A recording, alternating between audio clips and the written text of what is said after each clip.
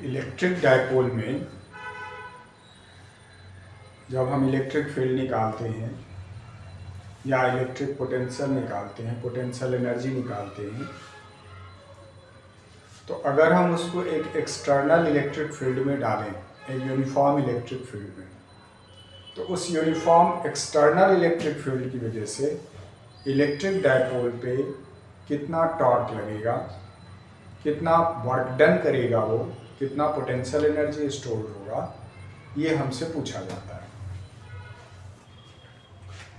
तो सपोज करो हमसे पूछा गया कि an electric dipole is placed in an external electric field, और वो इलेक्ट्रिक फील्ड है यूनिफॉर्म। यूनिफॉर्म इलेक्ट्रिक फील्ड का मतलब होता है कि जिसका फील्ड इंटेंसिटी, जिसका मैग्नीट्यूड हर पॉइंट पे, जिसका डायरेक्शन हर पॉइंट पे सेम हो, सेम इलेक्ट्रिक फील्ड, उसको हम कहते हैं यूनिफॉर्म। तो सपोज करो हमें कहा गया कि हमारे पास एक यूनिफॉर्म इलेक्ट्रिक फील्ड है,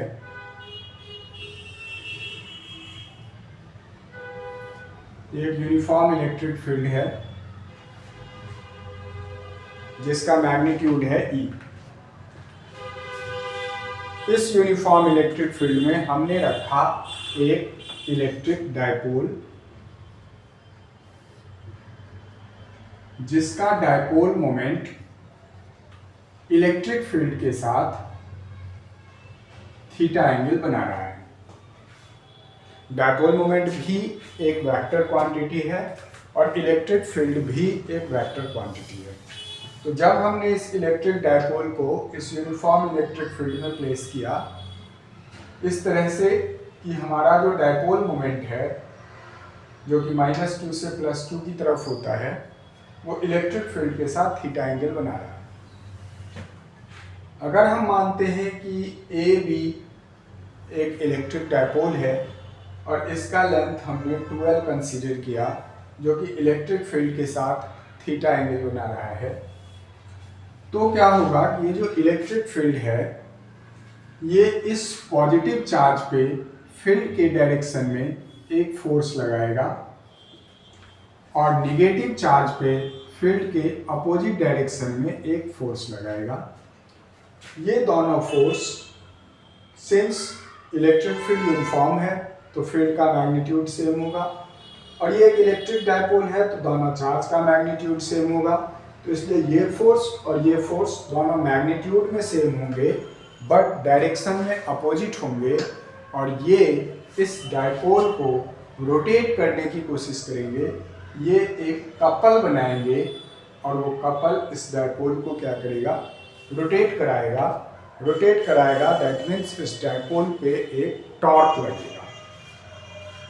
अब हमसे पूछा क्या जाता है, हमसे सबसे पहली बात ये पूछी जाती है कि डायपोल पे नेट फोर्स कितना लग रहा होगा, तो QE लग रहा है एक डायरेक्शन में और फिर QE लग रहा है दूसरे डायरेक्शन में, तो नेट फोर्स डायपोल पे हो गया 0।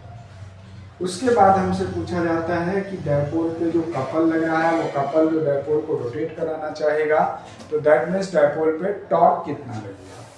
तो अगर हम डायपोल पे टॉर्क की बात करेंगे तो टॉर्क होता है कि आइदर फोर्स, कोई भी एक फोर्स, क्योंकि दोनों का मैग्नीट्यूड सेम है, और उन दोनों फोर्स के बीच का परपेंडिकुलर डिस्टेंस। तो अगर इस दोनों फोर्स के बीच का परपेंडिकुलर डिस्टेंस निकालेंगे तो ये निकलेगा,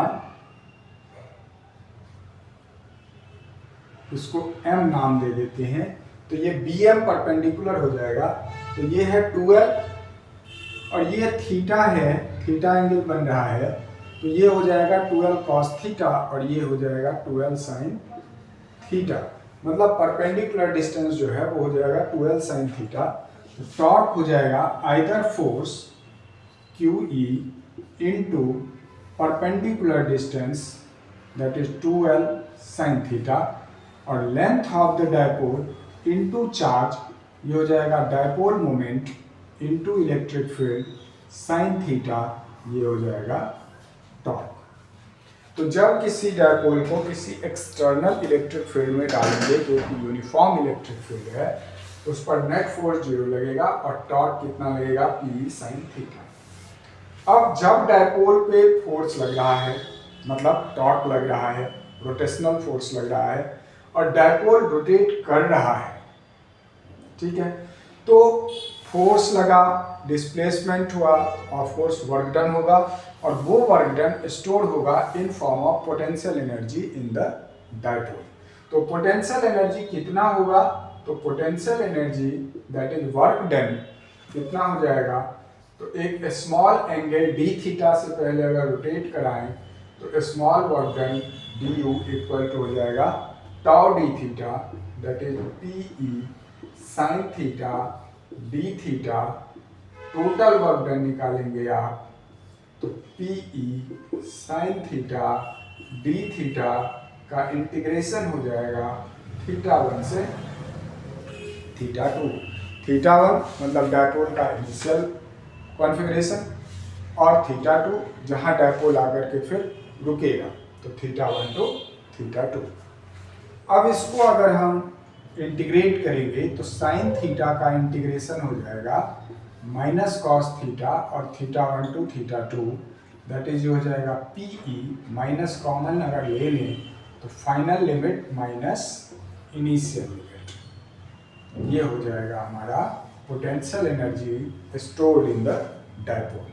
तो अगर किसी इलेक्ट्रिक डायपोल को किसी यूनिफॉर्म इलेक्ट्रिक फील्ड में डालेंगे तो उस पर net force 0, torque P sine theta और total work done potential energy store minus P E cos theta 1 to cos theta 2 to minus cos theta 1, ठीक है।